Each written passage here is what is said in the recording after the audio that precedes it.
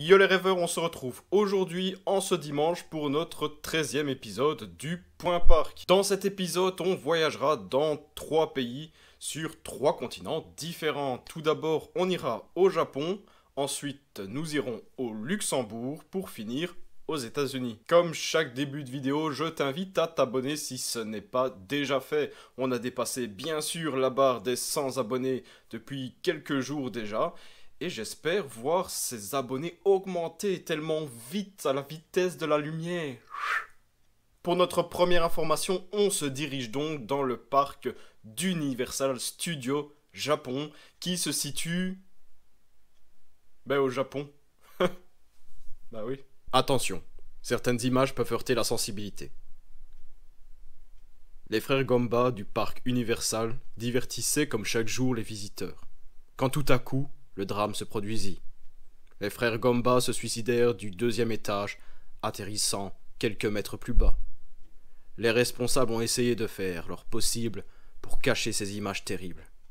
Leurs visages souriants nous manqueront à jamais. Alors moi dans cette vidéo, il y a un truc qui me choque, c'est que les mecs ils évacuent pas l'attraction. Il y a Toyota assis dans son Yoshi, qui a presque reçu une année entière de champignons sur le front, mais les mecs, ils évacuent les Gomba et ils relancent l'attraction. Comme si de rien n'était, tranquille quoi.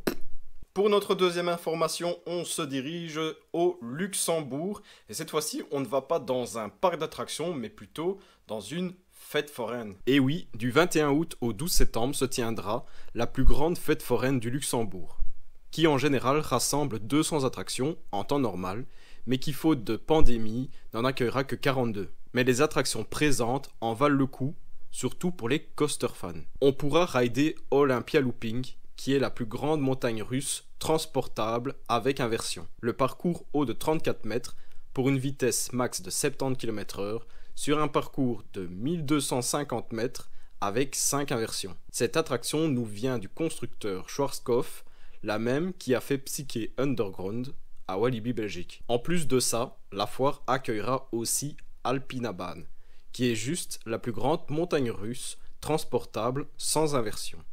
Pour une hauteur de 27 mètres, une vitesse de 80 km/h sur un parcours de 910 mètres, cette attraction est encore une fois signée Schwarzkopf. Et si vous souhaitez aller dans cette foire, la visiter et rider ou ne fût-ce que vous balader, cette foire se situe à 200 km de Bruxelles, ce qui représente plus ou moins 2h30 de voiture, pour vous donner une idée. Pour notre troisième information, on se dirige aux États-Unis, dans le parc de Fun Spot America, Atlanta. Le parc régional a effectué l'achat de son plus gros projet depuis sa création. Pour ça, ils ont décidé de faire confiance au constructeur Rocky Mountain Construction, RMC pour les intimes.